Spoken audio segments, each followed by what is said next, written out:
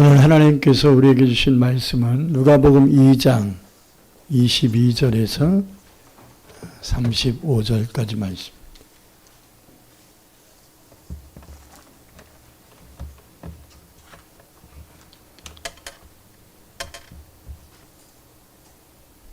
누가복음 2장 22절에서 35절.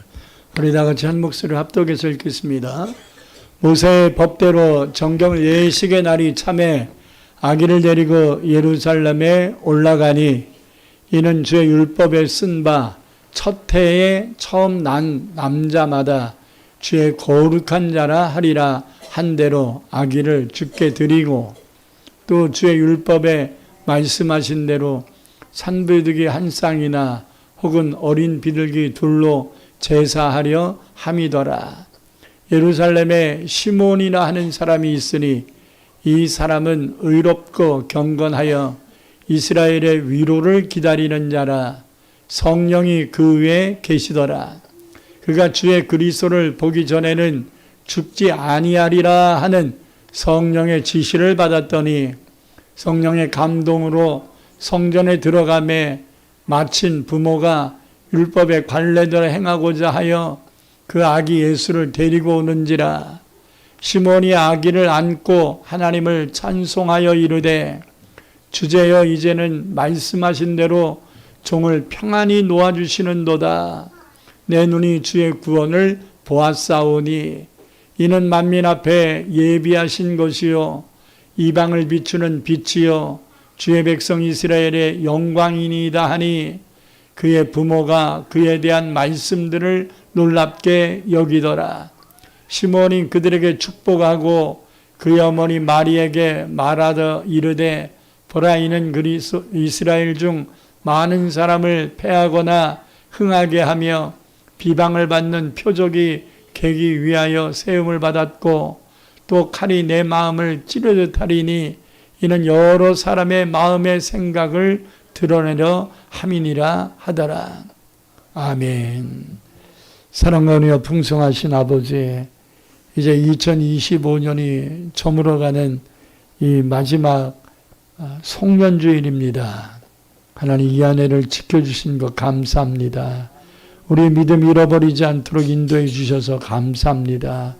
오늘도 끝까지 주일을 성수하게 하여 주셔서 감사합니다.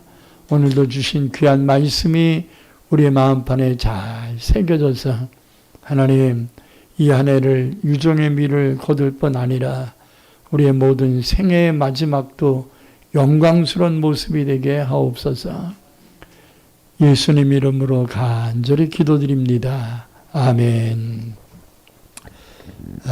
12월 달은 성탄의 달이잖아요. 그래서 성탄감사 예배를 지난 목요일날 드리고 맞이하는 이 해의 마지막 주일은 송년주일입니다.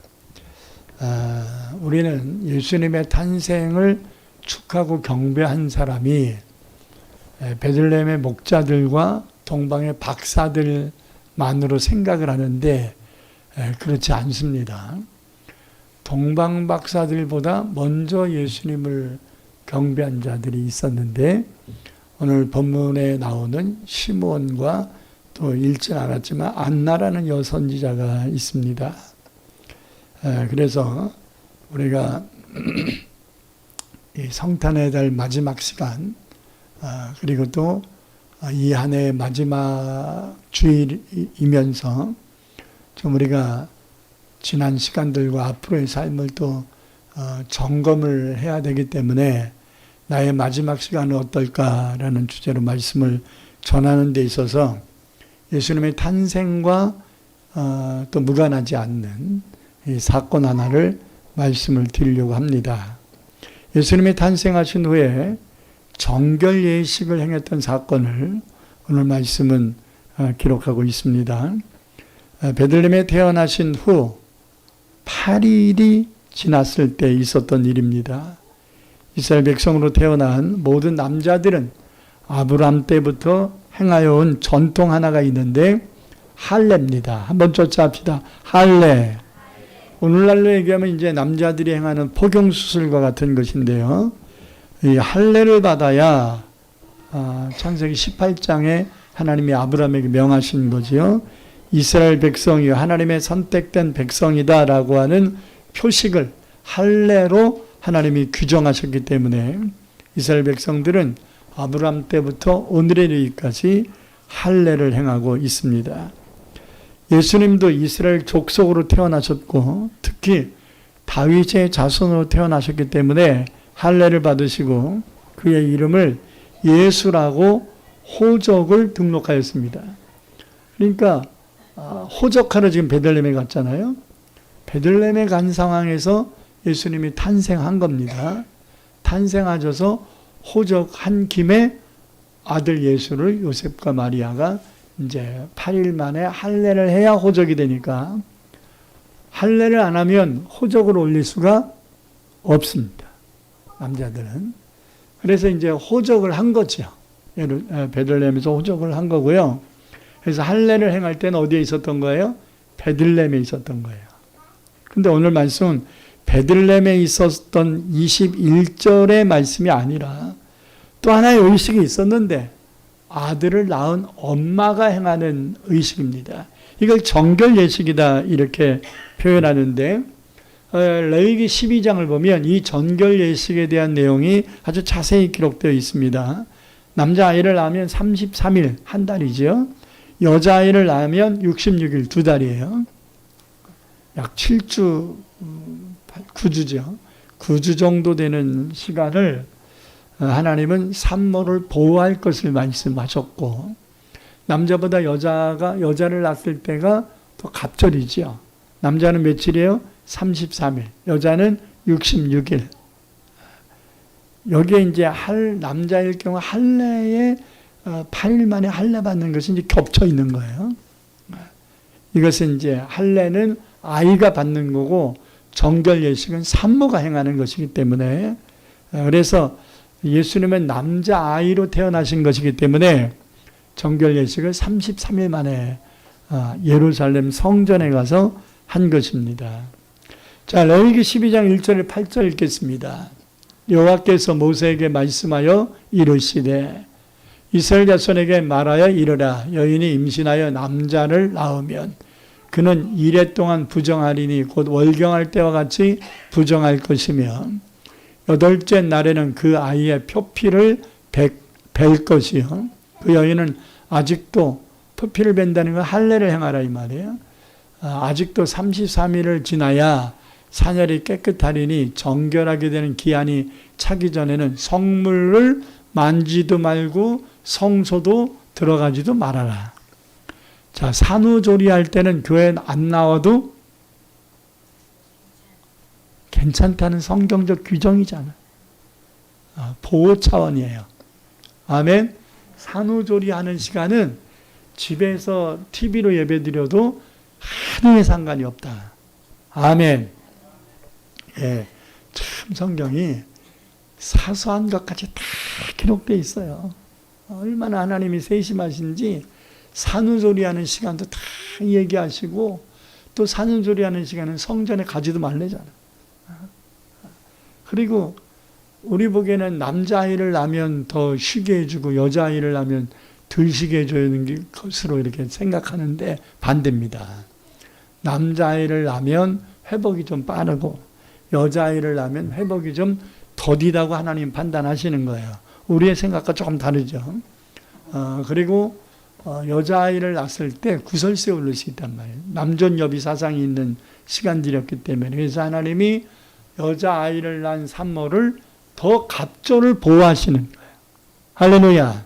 마음 상하지 않도록 갑절을 더 보호하시는 거예요. 성경적으로는 겉보기에는 남자아이를 낳은 게 더 복인 것 같은데 실제적으로 하나님의 보호하심은 여자아이를 낳은 산모를 더 보호하셨다. 이렇게 볼 수 있습니다. 계속해서 읽겠습니다. 여자를 낳으면 그는 2일 동안 부정하리니 월경할 때와 같을 것이며 그러니까 남자아이를 낳았을 때는 일주일 동안 모욕도 하지 말아야 되고요. 거동 자체가 안 돼요. 그런데 여자아이를 낳으면 2주를 모욕도 하지 말고 밖에 나가지도 말고 사람도 만나지 말고 하면서 철저히 보호시킵니다. 왜 딸 낳았어? 아들 낳아야지. 이런 말 못 듣게 하는 거예요. 그러니까 월경할 때와 같을 것이며 산열이 깨끗하게 되면 며칠이 지나야 돼요? 66일을 지나야 된다. 66일 동안은 산모를 보호해주는 사람들만 옆에 있어야지 다른 사람들은 오지도 못해요.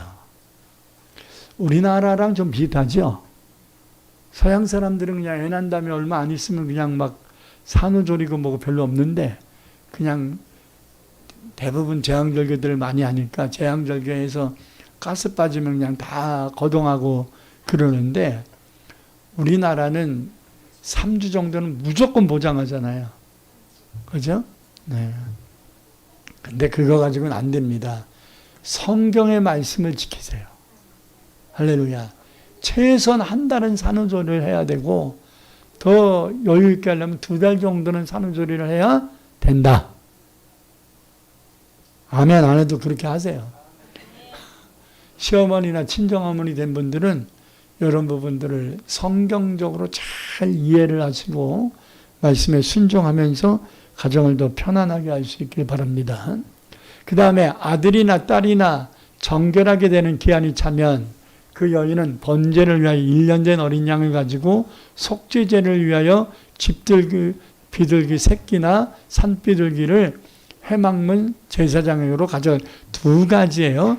번제를 1년 된 어린 양, 속죄제를 집비둘기 새끼나 산비둘기 한 마리씩 이렇게 가져가서 정결 예물로 삼아라.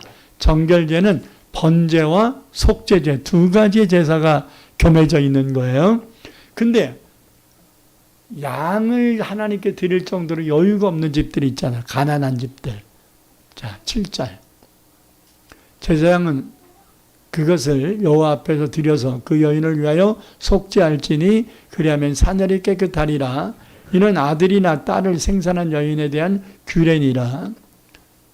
만약 그 여인이 어린 양을 바치기에 힘이 미치지 못하면 가난하다는 얘기죠. 그러면 양을 드리지 말고 산비둘기 2마리나 집비둘기 새끼 2마리를 가져다가 하나는 번제물로 하나는 좀 금액이나 방법을 좀 축소시킨 거죠. 축소시켜서 제물을 드릴 것이고 제사장 그를 위하여 속죄할지니 그가 정결하리라. 이게 여인들이 산후 조리를 마친 다음에 하나님께 드리는 감사의 제사인 겁니다. 할렐루야. 여러분들은 자식을 낳은 다음에 이 자식을 주신 하나님의 은혜에 감사 예물을 드리고 감사 예배를 드렸냐 이 말이에요. 성경을 지키면서 살아야 됩니다. 할렐루야. 여러분들이 생고생해서 낳은 것만 생각하지요. 생명은 누가 주시는 거예요? 하나님이 주신. 그렇기 때문에 하나님 앞에 감사해야 돼요. 특히 저희 아내는 난소가 하나 없는 가운데서 아이를 1년에 2를 낳기 때문에 얼마나 하나님 앞에 감사했는지 몰라요. 돌아가신 우리 장모님이 눈물까지 흘리셨어요. 참 하나님의 깊은 섭리를 좀 알았으면 우리 장모님이 조금 더 편안하게 사셨을 텐데 그냥 저 막내딸 애 못 낳으면 어떡하나 해서 제가 착하게 생겼나 봐. 뭐 인정 안 해도 여러분만 인정을 알아야 될 것 같아. 우리 장희 장모가 다른 건 합의가 안 됐는데 그게 합의가 됐어요. 막내딸이 애를 못 낳아도 저 사윗감은 이혼을 하지 않을 것 같다. 그래서 이제 가난했던 저에게 딸을 준 거거든요. 근데 결혼하자마자 신혼여행 가서 애가 생겼잖아요.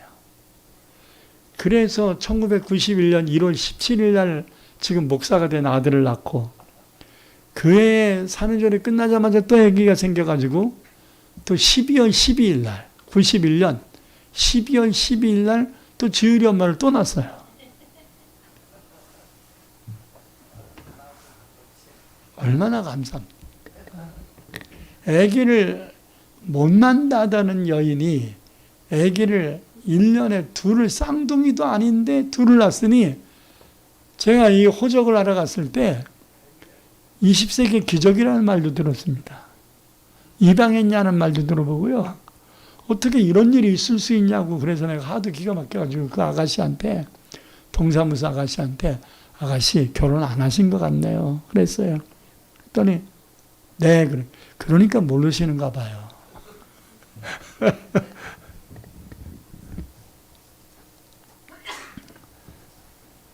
근데 우리 장모님이 지율이 엄마를 12월에 난 걸 보고 2월 15일 날 소천하셨거든요. 돌아가시기 전에 하나님 은혜 감사하다. 하나님 살아계시다. 난 우리 막내가 아기를 못 낳을 것이라고 생각해서 노심초사했었는데 하나님이 1년에 이렇게 둘씩 주시는 것을 왜 둘을 한 1년에 그냥 한꺼번에 빨리 주셔버렸는가. 하나님이 우리 장모를 데려가시려니까 감사하며 가시도록 하시려고 하나도 아니고 그냥 둘을 보고 가시게 한 겁니다. 우리 지난번에 결혼한 막내는 그 후로 6년 후에 또 보너스로 또 하나님이 은혜로 더 주셨습니다. 할렐루야. 감사한 거죠. 그래서 저희 아이들이 이제 다 커서 시집장가 돼 갔지만, 손주들도 낳고 그랬지만, 제 자녀들을 볼 때마다 하나님의 살아계심을 느끼고 늘 감사합니다. 여러분들도 자녀들 볼 때마다 무조건 감사하세요.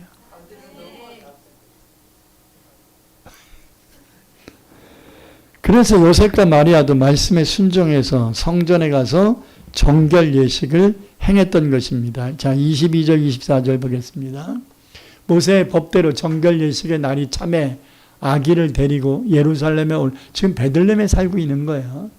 베들레헴에서 예루살렘으로 올라가니 이는 주의 율법에 쓴 바 첫 해에 처음 난 난자마다 주의 거룩한 자라 하리라 한 대로 아기를 주께 드리고, 또 주의 율법에 말씀하신 대로 산비둘기 한 쌍이나 어린 비둘기 한 쌍은 어떤 자들이 드리는 거예요? 가난한 자들이. 그래서 어린 양을 드려야죠. 그러니까 마리아와 요셉이 가난한 거야. 환경적으로는 가난했던 사람이었기 때문에 그렇게 한 겁니다. 그렇게 해서 정결 예식을 했다, 이렇게 말씀합니다. 그러면 이때까지 요셉과 마리아는 어디 있었다고요? 베들레헴에. 동방박사들이 2, 3개월이 지난 다음에 온 거예요.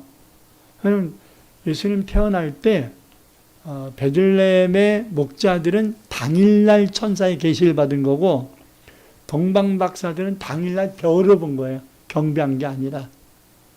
별을 보고서 메시아가 태어났구나 해서 준비해갖고 동방에서 이라크 정도 되는 곳에서 예루살렘까지 이제 여행을 온 거예요. 경배하러. 그 시간이 2, 3개월 걸렸을 것으로 추정합니다. 그러니까 어디로 온 거예요? 베들레헴으로. 그렇다면 예수님이 탄생하신 후로 최소한 2, 3개월 동안 어디 있었던 거예요? 베들레헴에 있었던 거예요. 그러니까 산후조리를 어디서 한 거예요? 베들레헴에서. 임신해서 만삭돼서 온 요셉과 마리아를 처음에는 집안 사람들이 외면한 것처럼 보이지만 나중에는 산후조리도 해주고 다 해준 거예요. 그러니까 있는 거지. 그리고 동방박사들이 왔을 때는 마구간이라고 해요? 집이라고 해요? 집이에요. 할렐루야. 그러니까 우리가 여태까지 갖고 있었던 고정관념 이런 것들을 말씀에 입각해서 다 떨어뜨려 내야 돼. 그러니까 다시 한번 요약하면 예수님이 태어나신 날에는 목자들이 마구간을 찾아와서 경배했어요. 이때부터 이제 베들레헴이에요. 그리고 조금 있다가 거처를 집으로 옮겼어요. 마구간을 집으로 옮겼어요. 그 다음에 집에서 거하면서 이제 8일이 지난 후에는 할례를 받았습니다. 그리고 33일이 지난 다음에는 성전에 가서, 예루살렘 성전에 가서 정결 예식을 했고요.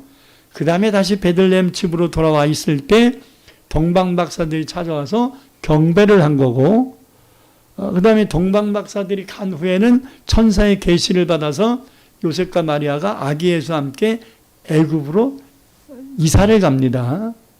헤롯이 죽인다는 것을 하나님이 정보를 가르쳐 준 거죠. 그 다음에 헤롯 왕이 베들레헴에 있는 2살 이하의 아이들을 학살했던 것입니다.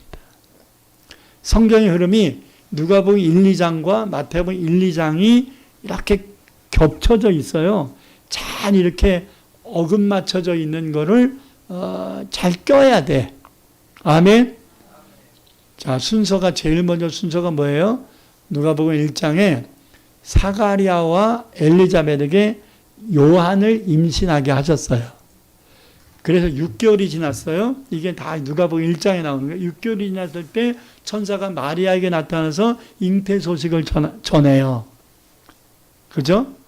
그런 다음에 엘리자벳 집에서 3개월을 있잖아요. 근데 이제 3개월이 있으면 엘리자벳이 9개월이 되는 거니까 이제 해산을 준비해야 되니까 임신한 자기 조카를 돌볼 수가 없어. 그러니까 마리아가 집으로 돌아왔는데 친정부모가 없었던 것으로 추정이 됩니다. 그러니까 하나님이 누구에게 보호자 역할을 하는가? 이때 이제 마태복음 1장으로 가야 돼. 누가복음 1장에서 이제 마태복음 1장으로 건너뛰어서 천사가 누구에게 나타나요? 요셉에게 나타나서 요셉아, 네 아내 마리아 데려오는 것을 두려워하지 말아라 하면서 요셉이 그때부터는 이제 마리아를 보호하는 보호자가 됐습니다. 그러다가 이제 누가복음 2장으로 넘어가요. 이제 로마 황제가 호적하라 이렇게 명령합니다. 그래서 이제 아내로 데리고 있었던 마리아를 데리고서 보호하기 위해서 그런 거예요. 베들레헴으로 갔는데, 호적하러 베들레헴으로 갔는데 베들레헴 사람들이 만삭인 마리아와 요셉을 박대합니다. 그래서 방학한 제대로 거처를 제공하지 않습니다. 여관이 없음이 없다라는 여관이 뭐라 그랬죠? 돈 주고 지내는 그런 모텔을 얘기하는 게 아니라 자기 집에 손님이 왔을 때 방을 제공해주는 게스트하우스를 얘기하는 거다. 사랑방을 얘기하는 거다. 성경이 그렇게 말씀하기 때문에 박대를 한 거죠. 그러다가 아기를 낳았어요. 아기를 마구간에서 낳은 거예요. 낳는데 목자들이 천사들이 계시를 받고 와서 경배를 한단 말이에요. 그리고 이들이 천사 만나서 이렇게 됐다 하면서 마구간으로 몰린 거는 외면당하고 박대해서 몰린 건데 천사가 이것을 목자들의 계시를 했단 말이죠. 그러면 안 믿는 사람은 안 믿었겠지만 천사의 계시라는 것 때문에 믿는 사람들이 있었겠지요. 최소한 목자들은 이 아이가 메시아라는 걸 알잖아요. 왜? 자기들은 말도 안 되는 사건이 벌어진 거야. 어떻게 아기를 낳는데 마구간에서 낳냔 말이에요. 말도 아닌데. 천사가 말해서 진짜야? 가보자. 그래 가봤더니 진짜야. 그래서 이들은 요만한 의심을 할까요? 안 할까요? 안 하지요. 계속 간증했을 거 아니에요. 그러니까 마구간으로 떠밀었던 사람들이 혹시 이런 생각 들지 않겠습니까? 우리가 박대한 저 요셉과 마리아가 낳은 저 아이가 저 목자들이 미친놈들이 아니라면, 헛것을 본 게 아니라면, 야, 이거 박대했다가 하나님께 벌 받는 거 아니야? 이런 생각 든 사람들도 있었겠지요. 그 사람들이 집을 제공했을 수도 있고요. 또 최소한 목자들이 제공했겠지요. 제공할 사람들이 없으면 자기들은 천사들을 통하여 계시받았으니까. 그래서 누군가가 집을 제공한 겁니다. 그 상황에서 할례도 행하고, 그러니까 마구간에 있었던 시간은 며칠 안 되는 거예요. 마구간에서 할례 받은 게 아니라고. 집에서 할례를 받은 거예요. 그래서 며칠 동안 탄생했을 그 며칠만 최소한 2, 3일 정도 되지 않았을까 이렇게 추정합니다. 그때만 마국간에 있었던 것이고 누군가가 집을 제공해서 한 2개월 이상을 집에서 제공받은 집에서 거처하면서 8일이 됐을 때 뭐 했다고요? 할례를 하고 33일이 됐을 땐 예루살렘으로 가서 정결 예식을 행하고 다시 베들레헴으로 돌아와서 이제 그동안 이제 2개월 정도 지났을 때 동방 박사들이 와서 경배를 한 거예요. 그런데 오늘 말씀은 이렇게 베들레헴에서 정결 예식을 하러 갔을 때 동방 박사들이 아직 안 온 상황이에요. 그러니까 여태까지 우리는 예수님이 탄생하셨을 때 목자들과 동방 박사들만 경배했다 이렇게 생각을 하는데 그게 아니고 그 중간에 정결 예식을 하러 예루살렘 갔을 때 2명의 선자를 만난다 이 말이에요. 한 사람은 시므온이고 한 사람은 안나예요. 할렐루야. 오늘은 시므온에 대한 말씀을 좀 길게 보려고 합니다. 본문 25절 33절을 다시 한번 같이 읽겠습니다. 예루살렘에 시몬이라 하는 사람이 있으니 이 사람은 의롭고 경건하여 이스라엘의 위로를 기다리는 자라. 성령이 그 위에 계시더라. 그가 주의 그리스도를 보기 전에는 죽지 아니하리라 하는 성령의 지시, 계시를 받았더니 성령의 감동으로 성전에 들어가며 마침 요 상황이 뭐냐면 시몬이 예언자고 기도하는 사람이란 말이에요. 기도하다가 성령의 감동이 왔는데 네가 하나님의 메시아 구세주를 보기 전에는 죽지 아니하리라는 계시를 이미 받았어. 그러다가 기도하는데 성령의 감동이 또 한 번 와가지고 야 성전에 빨리 가라 해서 시몬이 성전을 갔을 때 누구를 만난 거예요? 아기 예수를 모시고 온 요셉과 마리아를 만난 거예요. 요셉과 마리아는 시몬 만나러 간 게 아니라 뭐 하러 간 거예요? 정결 예식하러 간 거예요. 자, 계속 읽겠습니다. 성령의 감동으로 성전에 들어가며 마침 부모가 율법의 관례대로 행하고자 하여 그 아기 예수를 데리고 오는지라. 시몬이 아기를 안고 하나님을 찬송하여 이르되 주제여 이제는 말씀하신 대로 종을 평안히 놓아주시는도다. 내 눈이 주의 구원을 보았사오니 이는 만민 앞에 예비하신 것이요 이방을 비추는 빛이요 주의 백성 이스라엘의 영광이니이다. 그의 부모가 그에 대한 말들을 놀랍게 여기더라. 이렇게 말씀합니다. 자, 시몬이라는 사람에 대하여 말씀하고 있는데 이 선지자 시몬은 의로운 사람이었습니다. 경건한 사람이었습니다. 그리고 영적으로 어둠 속에 있는 이스라엘에 하나님의 위로와 새 빛이 비춰주기를 소망하며 기도했던 사람입니다. 이것을 이스라엘의 위로를 기다리는 자였다 이렇게 말씀하거든요. 그리고 그에게는 성령이 함께 하셔서 늘 하나님의 계시를 받고 있는 선지자였습니다. 그가 받은 성령의 계시는 그리스도를 보기 전에는 죽지 않을 것이라는 거고 실제적으로 성령의 감동을 받아 성전에 들어갔을 때 아기 예수를 본 거예요. 예언자가 예언이 성취되는 걸 봤을 때 눈이 팍 열리겠죠. 할렐루야. 세례 요한도 너에게 세례 받으러 오는 자 중에 하나가 하나님의 아들이다 라는 걸 요한복음 1장에서 계시를 받거든요. 근데 그 위에 성령이 임하는 걸 볼 거다. 비둘기 같은 성령이 임하는 걸 볼 거다. 근데 예수님이 세례 받으러 오실 때 예수님 머리에 비둘기 같은 성령이 임하는 걸 요한이 봤어요. 그래서 세례를 준 거예요. 눈이 확. 그래서 그는 저분은 하나님의 아들이다. 세상 죄를 지고 가는 하나님의 어린 양이다. 나는 그의 신발끈도 풀릴 자격이 없는 연약한 자다 라고 고백을 하잖아요. 그러니까 이 시몬도 이 아이가 하나님이 계시하였던 그 아이구나 하면서 너무 감사해. 그래서 시므온이 뭐라고 얘기하냐면, 시므온 아기를 안고 하나님을 찬송하여 이르되 주제여 하나님이여 이제는 말씀하신 대로 종을 평안히 놓아 주시는도다. 이렇게 찬송합니다. 이 말을 순수 한국말로 표현하면 뭐예요? 하나님, 나 이제 죽어도 여한이 없습니다. 하나님이 계시하신 그것을 내 눈으로 보았나이다 하면서 이제 하나님이 내 생명을 놓아주신다. 육신을 붙들고 있었던 이유는 아기 예수를 보고 그를 축복하며 전해줘야 될 사명이 시므온에게 있었기 때문에 아직 안 죽었다는 거예요. 여러분, 왜 안 죽었어요 아직? 죽을 겁이 수없이 널렸는데 왜 아직 안 죽었어요?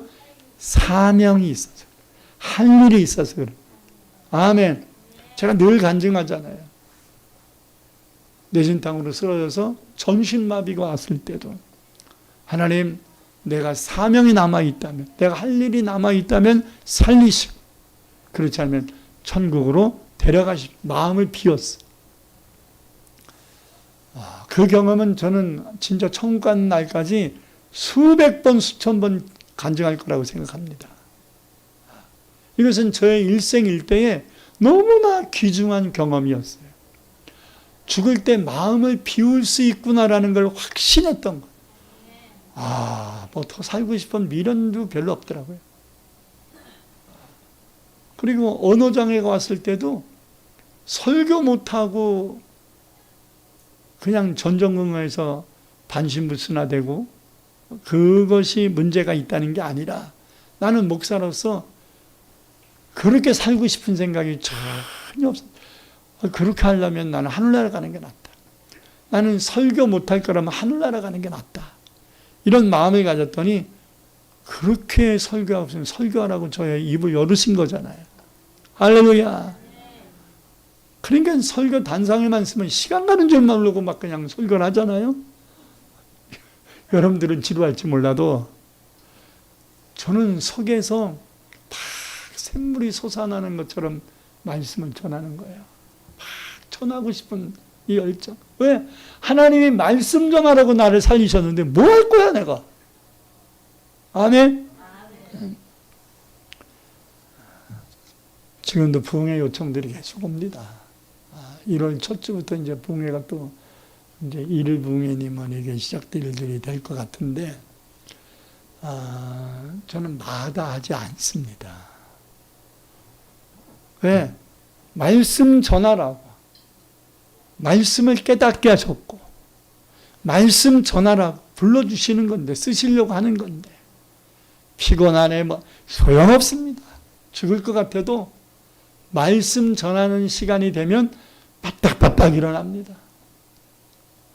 생명, 그 사명 있으면 사는 거고, 사명 없으면 여러분 아무리 좋은 보약을 먹고, 뭐 별 노력을 다해도, 갈 때 되면 가야 되는 거예요. 괜히 하나님이 오라 그러는데 가기 싫어서 바둥바둥 하지 마시고 갈 때 되면 하나님께서 내 몸을 이제 놓아주시는도다. 이게 시몬의 고백이잖아. 그래서 오늘 말씀을 통해서 이 말씀을 전하고 싶은 겁니다. 이 시므온은 예수님이 어떤 분인 것인가에 대한 것, 그리고 예수님이 앞으로 받으실 십자가의 고난, 그리고 그가 행하실 능력에 대하여 간단 명료하게 예언을 하고 있는데, 그 예언 가운데서 자기에 대한 예언이 껴있잖아요. 그가 주의 그리스도를 보기 전에는 죽지 아니하리라 하는 성령의 계시가 있었고, 그리고 예수를 하나님이 말씀하신 그 그리스도임을 보게 되었고, 그를 위하여 축복하며 기도해주고 예언한 후에 이제는 말씀하신 대로 종의 육신을 평안히 놓아주시는도다 하면서 고백하잖아요. 나는 이 말씀을 전한 이 시므온이 며칠 안 돼서 하늘나라 소천했을 것이라고 봅니다. 아멘. 왜? 사명 끝났잖아. 사명 끝났는데 남아서 뭐 할 거야?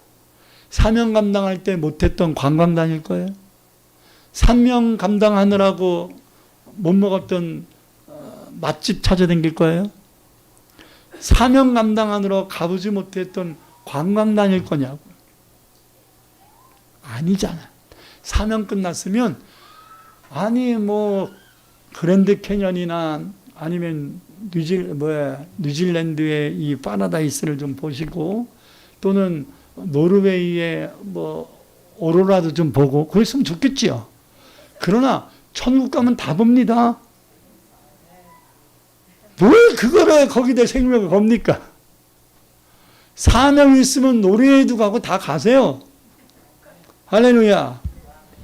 어저께 침을 놓으러 오신 선교사님이 이제 다음 주에는 아르헨티나로 선교를 한 달 동안 가신다는데 그분 갔다 오신 다음에 제가 다시 한번 부를 것이니 몸이 안 좋은 분들은 제가 보기에는 그분에게 하나님이 신의 은사를 주시고 한방과 양방을 겸하는 아주 굉장한 의수를 주셨어요.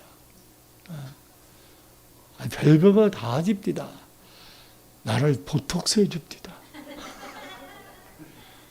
제가 위가 안 좋다 보니까 여기 내천자가 있었잖아요. 없어졌습니다. 그냥 해줬어요. 내가 감사해서 선교하시는데 쓰시라고 선교원금을 좀 드린 것이지 돈 받으려고 하신 것은 아니었어요. 그리고 이수자 선교사님이 그 선교사님을 초청했을 때 차비만 드리시고 개인 돈은 드리지 마세요. 이렇게 권면을 하셨거든요. 근데 보톡스를 맞았는데 어떻게 안 돼요? 점도 15개를 빼줬어요. 저 회춘을 했습니다. 그렇게 될 것 같습니다. 그리고 그분의 침은 우리가 미얀마에 계시는 조현 목사님의 침술보다 한 수위가 좀 높으신 것 같아요. 이 부항만 떠도 머리가 맑아지더라고요. 제가 눈이 침침하고 머리가 좀 무거웠었거든요. 네, 원척 세게 하니까 아프긴 해요. 아프긴 한데 아픈 게 문제는 아니야. 제가 방광이 약해가지고 소변을 며칠 동안 자주 넣었었는데 방광까지 찌릿하더라고요. 방광 아프다는 말도 안 했는데. 그러니까 이제 왜 하나님이 나에게 얼굴을 더 바꿔주실까? 왜 하나님이 나에게 건강을 더 회복시켜 주실까? 우리 전사님도 내일 모레 시술을 할 것인데 수술하기 전에 먼저 1차적으로 하나님이 손을 대셨습니다. 할렐루야. 그러니까 하나님이 하시면 돼. 제가 지난 그 크리스마스 때 부근 되시는 조 집사님이 너무 걱정을 많이 하시더라고. 저렇게 아픈데 이거 고집을 핀다고. 빨리 수술하면 의사가 깔끔하다는데 왜 수술을 못하고 저렇게 전전긍긍하고 기도한다고 하면 기도할 때만 좀 반짝하고 조금 있으면 또 아픈데 왜 저렇게 고생을 사서 하냐고 막 속상해갖고 이제는 더 이상 얘기 안 할랍니다. 그리고 전사님 밖에 나가니까 얼마나 푸념을 하시는지. 그래서 제가 그랬습니다. 집사님, 시술은 부음 마치고 수술은 전신 마취를 해야 되는데 젊었을 때는 전신 마취는 별 문제가 없지만 나이 들어서의 전신 마취는 뇌 기능을 좀 약화시킬 수 있습니다. 그러므로 그냥 응답받은 대로 하도록 놔두시는 게 좋을 것 같습니다. 그랬더니 받아들이더라고요. 그건 그렇습니다. 전신 마취하면 머리가 나빠지는 거는 맞습니다. 그러니까 반대 안 하고 하고 싶은 대로 하도록 하겠습니다. 그리고 제가 또 하나 더 했죠. 저는 목사이기 때문에 의사들의 말이 그 진단이 틀렸다는 말은 안 합니다. 의사들도 자기들의 전공이기 때문에 그들의 시각에서 말하는 의술적인 의학적인 이야기들이 있는 것이고 그들의 진단도 존중하고 맞다고 생각합니다. 그러나 우리는 하나님의 사람이기 때문에 의사들의 말이 다가 아닙니다. 하나님의 뜻이 있을 것이고 하나님의 섭리가 있을 것이고 우리 전사님이 앞으로 하나님께 더 일을 하기를 원한다면 하나님은 고치실 것입니다. 너무 걱정하지 마세요.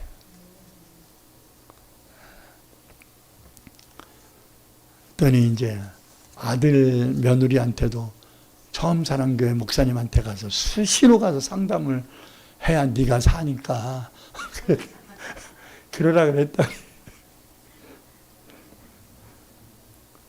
여러분 마음을 비우세요. 이 연말 연시에 마음을 안 비우면 마음이 불편합니다. 시험을 달고 살 겁니다.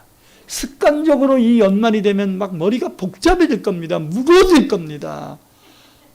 올 한 해 내가 한 게 뭐 있나 막 이게 또 절망감에 빠지기도 하고 자괴감에 빠지기도 하고 우울증에 빠지기도 합니다. 이게 마귀가 예수 믿는 사람들에게 시험을 주는 아주 시간들이 있는 것 같아. 이 연말 연시에 마귀가 여러분 마음을 불편하게 한다고. 이럴 때 은혜 받아야 돼. 할렐루야. 얼굴을 피세요. 제가 습관이 돼가지고 기도할 때마다 그냥 하도 문제 있는 성도들을 많이 만나가지고 기도하다 보니까 아주 그냥 인상 쓰면서 기도를 했나 봐. 그래서 나도 모르게 막 내천자가 생겼잖아요. 그러니까 이제 인상 쓰면서 하지 말고 웃으면서 목회하라고 내천자를 다 없애주시잖아요. 뭐 2년 후에 또 생길 수도 있다는데 그건 그때 얘기고.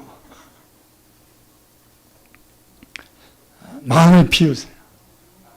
마음을 비우고 나의 마지막 시간은 어떨까에 대한 것을 우리는 좀 생각할 수 있는 기회로 삼아야 합니다. 그래서 성경을 연구해 보니까 하나님의 사람들의 마지막 모습이 그리고 그들의 마지막 고백들이 다 기록되어 있더라고요. 먼저 믿음의 조상이었던 아브라함의 마지막 한 일이 뭐냐면 창세기 25장에 보니까 배다른 자식들이 분쟁 생길까 봐 이삭과 이스마엘과 그리고 그들어가 낳은 아들 5에게 재산을 은혜롭게 분배를 하더라고요. 이게 아브라함이 죽기 전에 했던 2가지 중에 한 가지야. 재산 분배를 은혜롭게 해가지고 서로 형제간에 싸우지 않게 하고 축복 기도해주고 하늘나라 가요. 할렐루야. 여러분들도 돈이 없으면 뭐 그거 걱정할 건 없는데 돈이 좀 있고 집 한 칸에도 있으면 여러분도 하늘나라 간 다음에 자식들 재산 분쟁하지 않도록 은혜 가운데 교통정리를 하세요. 너무 또 미리 해가지고서 또 후회하지 말고 이제 하나님이 나를 부르시는가 보다 그럴 때 하는 거야. 아멘. 막 몇 년 남겨놓고 하고 하면 안 됩니다. 그러면 자식들이 받을 거 다 받았으니 효도 안 할지도 몰라. 그러니까 하나님이 나를 부르시는구나라고 했을 때 해야 돼. 그리고 자식들이 너무 부모의 재산에 의지하려고 하면 안 돼. 아멘. 자립심과 독립심을 가지고 살아야지. 아브라함처럼 마무리할 수 있기를 축복합니다. 그리고 돈만 주지 말고 뭐를 줘야 축복해주고 가야 돼. 아멘. 그 다음에 그의 조상이었던 에녹은 창세기 5장 21절 24절을 보니까 300년 동안 하나님과 동행하다가 죽을 때는 육신이 죽지 않고 하나님과 동행하며 하나님과 손잡고 하늘나라 올라갔답니다. 승천했어요. 할렐루야. 얼마나 감사합니까? 저와 여러분도 예수님 재림하시면 그냥 승천할 겁니다. 휴가할 겁니다. 할렐루야. 그게 이제 우리 마음대로 되는 게 아니에요. 에녹이 하나님 나 육신 죽지 않고 승천하게 해줘 이렇게 기도해서 된 게 아니에요. 하나님이 그에게 그렇게 하신 거예요. 아멘. 우리에게도 그런 은혜가 임할 수 있습니다. 창세기 49장을 보니까 야곱의 마지막 시간은 자녀들 부르고 손주들 부르고 다 불러가지고 그가 마지막 한 거는 축복기도 한 거예요. 축복기도. 아멘. 다 일일이 축복기도. 저희 아버님도 돌아가실 때 다 가족들 한 사람씩 하루에 한 명씩 불러가지고 축복 기도하고 가셨는데 저도 그럴 생각입니다. 할렐루야. 손주들까지 다 축복기도 하고서 이제 할 일 다 하고서 여태까지 여러분들을 위해서 일했잖아요. 내가 죽기 전에 내 자녀와 자손들을 위해서 일일이 그냥 한 명씩 다 기도해 주고 갈 생각입니다. 할렐루야. 왜? 하나님이 일하느라고 자녀들한테 못해준 미안함이 있잖아. 그 미안함을 담아서 이 엑기스를 내 자녀들에게 축복해 주고 갈 겁니다.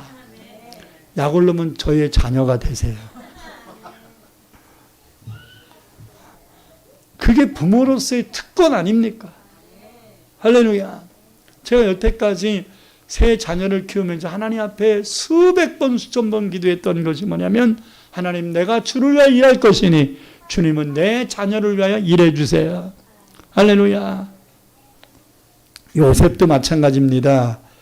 창세기 50장을 보니까 자녀들을 축복하고 후손들에게 유언을 했는데 앞으로 하나님께서 너희들을 조상들의 땅 가나안 땅으로 인도할 것인데 그때 내 뼈를 좀 가져가서 조상의 묘실에 좀 안장시켜달라 이렇게 얘기했습니다. 아니 뭐 그런 걸 하지. 근데 그게 예언이에요. 이스라엘 백성들이 애굽에서 출애굽을 하여 가나안 땅 갈 것이라는 예언을 한 거예요. 여러분들의 유언이 예언이 되기를 축복합니다. 할렐루야. 그냥 빈말로 축복하는 게 아니라 여러분들의 자녀와 자손들에게 축복하며 한 말이 성취되면 예언이 되는 거예요. 여러분들의 입술에도 천국 가기 전에 예언의 은사들이 임하기를 축복합니다.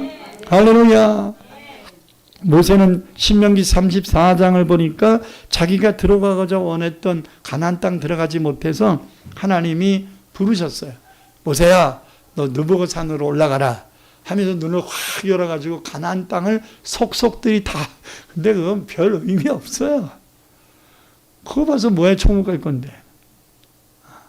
모세가 죽음을 앞두고 마지막 한 일은 가나안 땅 쳐다본 게 아니에요. 모세오경을 쓴 거예요. 특별히 신명기를 쓴 거예요. 이게 이스라엘 백성들의 지금까지 하나님을 섬기라고 하는 유언의 메시지인데 그것이 곧 하나님의 말씀이 된 거예요. 할렐루야. 그래서 이스라엘 백성들은요, 모세가 기록한 신명기 마지막 유언의 메시지를 지금도 그들은 외웁니다. 여러분들이 믿음으로 신앙으로 건면한 말을 여러분의 자손들이 머릿속에 각인되고 마음속에 새겨져서 외워야 될 거 아니에요. 아멘. 도라진 천문기도원 황선희 권사님이 저에게 예언을 해줬던 몇 가지가 있는데 그때 제가 성경책에다가 다 기록을 해놨었어요. 그러고서 항상 그거를 봤었기 때문에 머릿속에 외웠어요. 할렐루야. 여러분도 마찬가지입니다. 지금도 저희 어머니가 40년 전에 죽음의 고비 속에서 하나님이 살려주시고 그 다음에 하나님께서 주신 환상이 있는데 그 환상을 붙들고 돌아가실 때까지 기도를 하시는 것 같아요. 왜 우리 어머니가 안 가시는가? 그것은 아직 하나님이 주신 이 꿈이 아직 성취되지 않으신 거예요. 우리 어머니가 시몬이신 것 같아요. 이제 이것이 성취되면 다 내려놓고 은혜 가운데 언제 가신지 모르게 잠자듯이 가실 것입니다. 할렐루야. 여러분, 그의 후계자인 여호수아는 여호수아 24장 15절에서 가나안 땅에 들어와 살고 있는 이스라엘 백성들에게 하나님만 잘 섬기고 살 것을 강력하게 촉구했습니다. 한번 읽겠습니다.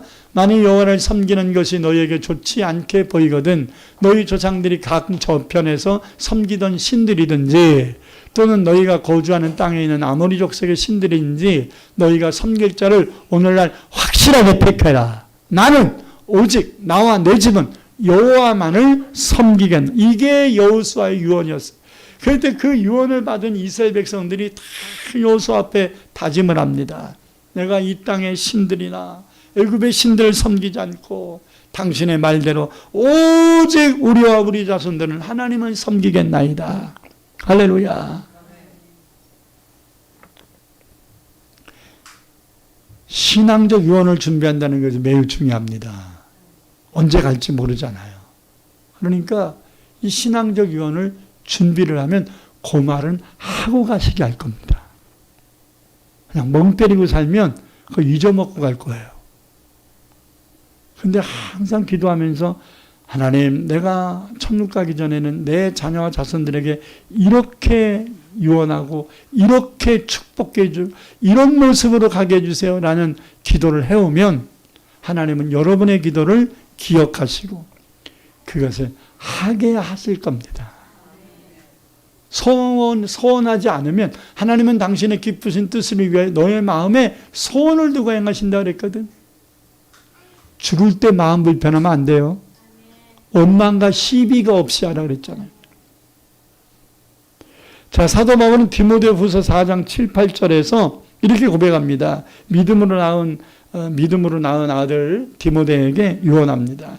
나는 선한 싸움을 싸우고 나의 달려갈 길을 마치고 믿음을 지켰으니 이제부로는 나를 위하여 의의 별관이 예비되었으므로 주 의로우신 재판장이 그날에 내게 주실 것이요 내게만 아니라 주의 나타나심을 사모하는 모든 자에게 도니라.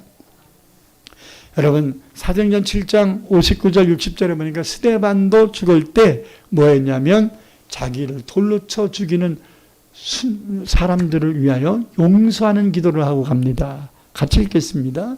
그들이 돌로 스데반을 치니 스데반이 부르짖어 이르되 주 예수여 내 영혼을 받으시옵소서 하고 무릎을 꿇고 크게 불러 이르되 주여 이 죄를 그들에게 돌리지 마옵소서 이 말을 하고 자니라. 여기서 잔다는 말은요, 헬라어로 코이마오, 시작, 코이마오, 다시 한번 코이마오, 한 번 더 코이마오. 여러분, 여러분들이 천국 가는 날은 코이마오 해야 합니다. 죽기실에서 많이 무등치는 시간이 아니라 하나님께 모든 걸 내려놓고 내 마음에 응어진 것도 다 내려놓고 원수 같은 자들 다 용서해 주고 할렐루야. 그리고 자녀들 축복해 주고 저들이 효도했냐 안 했냐 그런 거 따지지 말고 아멘. 내리사랑이잖아요. 받은 거 그냥 내려줘야 돼. 도로 받으려고 하면 안 되잖아. 아멘. 부모가 자식에게 효도를 요구하지 마세요. 그러나 자녀들은 부모에게 효도해야 복을 받는 거예요. 무슨 원리인지 알겠어요? 부모가 자식에게 효도를 요구하지 말라고. 내리사랑이에요. 근데 자녀들은 부모에게 받은 사랑을 효도로 보답하는 거야. 그것이 하나님의 복을 받을 수 있는 통로고 길이기 때문에요. 할렐루야. 그러나 저와 여러분은 자녀들에게 효도를 요구해서는 안 됩니다. 다 마음을 비우고 코이마오 하세요. 코이마오라는 말이 뭐냐면 죽음의 공포나 고통을 겪지 않고 평안히 잠을 자듯이 죽었다라는 게 코이마오야. 옆에 있는 분들에게 축복해 주십시다. 코이마오 하세요. 시작. 한 명한테 더해. 코이마오 하세요.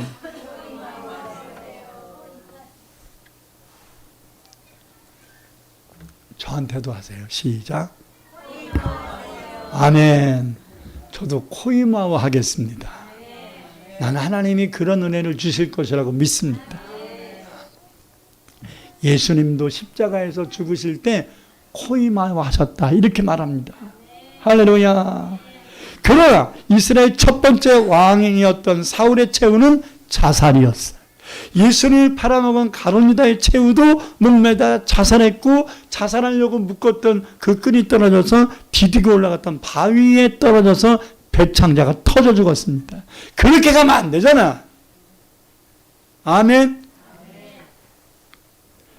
가장 지혜로운 왕으로 이끌었던 솔로몬은 그의 마지막 시간에 전도서를 썼는데 전도서 1장 2절에 보니까 헛되고 헛되며 헛되고 헛되니 해 아래에 있는 모든 것이 다 헛되도다. 아니 왜 그렇게 하나님이 전무후무한 지혜를 주셔서 그렇게 영광스럽게 살아야 돼? 이 솔로몬이 맨 헛되다는 얘기만 하고 갈까? 그런 인생 살면 안 됩니다. 물질내는 물질했더니 헛되겠어. 건강 날래 건강 줬더니 헛되겠어. 안 된다고요. 우리의 인생의 마지막은 헛된 시간이 돼서는 안 되고 코이마오 해야 합니다. 예수님과 함께 십자가에 매달렸던 강도들이 있는데 그 중에 한 강도는 죽는 시간까지 사람들 원망하고 저주하며 죽습니다. 끝까지 악을 쓰다가 죽습니다. 그렇게 가면 안 된단 말이에요. 누가복음 16장에 보니까 한 부자가 살아있을 때는 호의호식하다가 죽었을 때 많은 사람들이 호화로운 장례를 치러줬지만 그는 지옥불에 떨어져서 물 한 봉을 먹지 못하는 고통 속에 들어갔음을 말씀합니다. 마태복음 19장에서는 또 한 사람이 나오는데 이름 모를 율법사입니다. 그는 부자였지만 죽음의 공포가 있었습니다. 여러분 하나님 믿는 사람에게 죽음의 공포가 필요 없는데도 있을 수 있다고. 왜? 세상 것에 꽉 차 있으면. 세상 것이 꽉 차 있으면 천국의 소망보다도 이 세상에 누리고 싶은 게 더 많은 거야. 여러분들이 왜 100살 넘게 살아야 됩니까? 어떤 분은 내 여태까지 고생하며 살았으니까 이제 이 좋은 세상 만났으니까 그냥 이제는 누려보고서 하늘나라 가겠대. 안 가겠다는 말 안 해. 누구라는 말도 안 해 나는. 근데 그럴 필요 없어요. 사시는 동안 감사하며 살다가 이 세상보다 1000만 배 좋은 천국 올라가는데 뭐 춤추면서 가야 되지 않겠어요? 할렐루야. 박수 받으면서 가야 되지 않겠어요? 아이고 우리 어머니 천국 가셨네. 그래야 되지 않겠어요? 어머니 뭐 이러지 말고.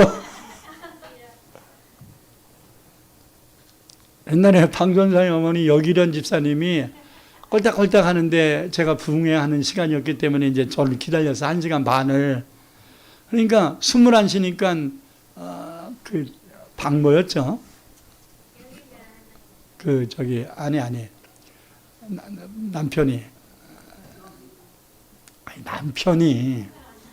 박재규 씨인가? 박재규?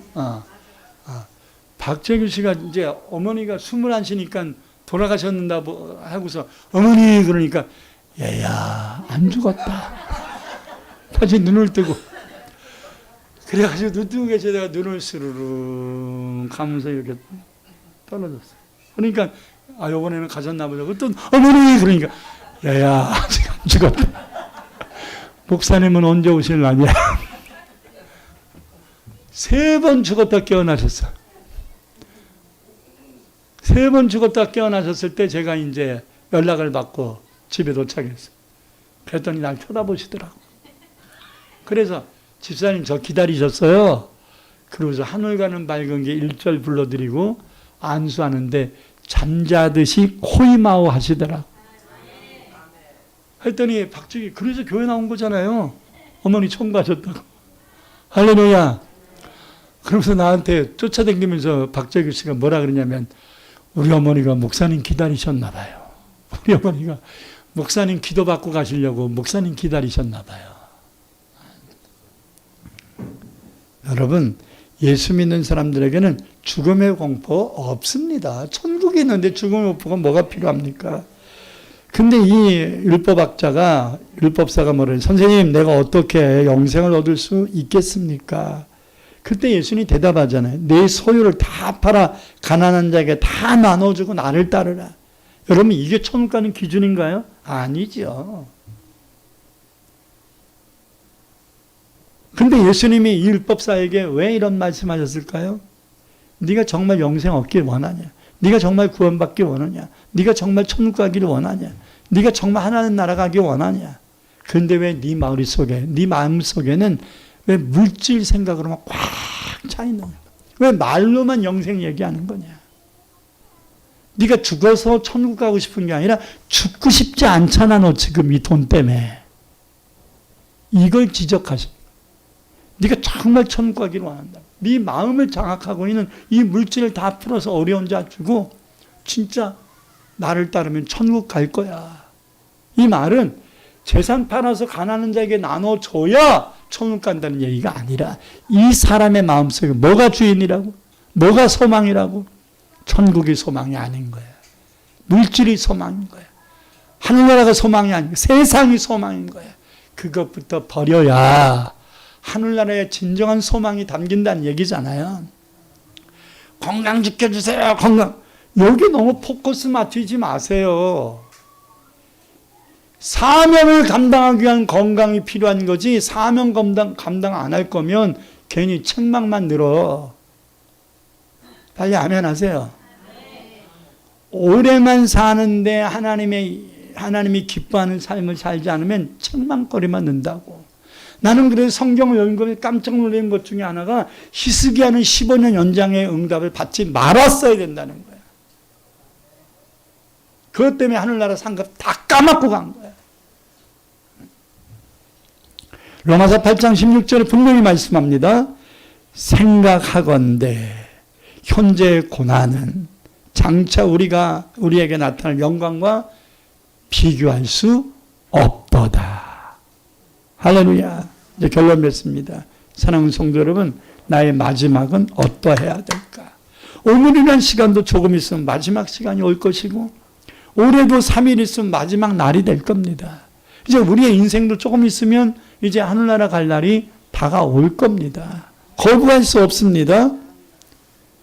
오늘 본문에 나오는 시므온이 구원자이신 아기 예수를 보면서 자기 사명이 끝났구나라는 걸 직감하고 미련을 다 내려놓은. 그래서 종을 평안히 놓아 주시는 도다. 이게 뭐라고요? 이게 뭐라고요? 코이마오. 코이마오 하였다는 거예요. 여러분 세상 좀 다 내려놓아야 합니다. 여러분 죽음이라는 이 마지막 시간은 천국문이 열리는 시간이에요. 자꾸 세상을 보니까 천국이 안 보이는 거야. 우리가 천국문이 열려야 하늘나라를 가지. 그러니까 여러분 죽는 시간에는 하늘문이 열려야지요. 닫히는데 어떻게 가? 그러니까 여러분들이 천국 가는 날 천국문 열리는 게 보이겠죠? 아멘. 그럴 겁니다. 스테반도 봤잖아요. 그리고 내가 그렇게도 보고 싶었던 예수님 만나는 시간이잖아, 죽는 시간이. 아멘. 보고 싶어요, 안 보고 싶어요? 예수님 보고 싶어요, 안 보고 싶어요? 그럼 가면 돼. 자, 이 세상보다 수천 배 좋은 천국에서 영생 복락 누릴 수 있는 시점이잖아. 개념을 바꾸라. 개념을. 그러면 얼마나 기쁠까? 죽는 시간이 얼마나 감사할까? 아멘. 혹여나 아직까지 천국에 대한 확신이 없거나 죽음에 두려움이 있는 분들은 지금 이 시간 예수님을 영접할 수 있기를 축복합니다. 하나님은 여러분들을 사랑하셔서 예수님을 이 땅에 보내신 것이고 그 예수님은 저와 여러분의 죄와 허물을 용서하기 위하여 십자가를 지고 죽기까지 하셨습니다. 지금은 다시 부활하여 천국에서 저와 여러분이 있을 처소를 예비하고 기다리고 계십니다. 이 영광의 날을 막연하게 맞이해서는 안 됩니다. 지금부터 준비해 가야 됩니다. 하나님이 언제든지 부르시면 할렐루야 찬송하며 시므온처럼 코이마오 할 수 있기를 축복합니다. 기도하십시다. 두 손을 가슴에 얹고 하나님 앞에 기도하겠습니다. 하나님, 나의 마지막 시간 코이마오 하게 하소서. 세상 근심 걱정, 육신의 무거운 질고의 짐들 다 주님께 내려놓고 인간관계에 쌓였던 억울함이나 미움이나 탄식을 다 내려놓고 코이마오하게 하소서. 하나님이 부르시는 그날까지 내게 주신 사명 최선을 다하여 감당하다가 코이마오하게 하소서. 예수님 이름으로 간절히 기도드립니다.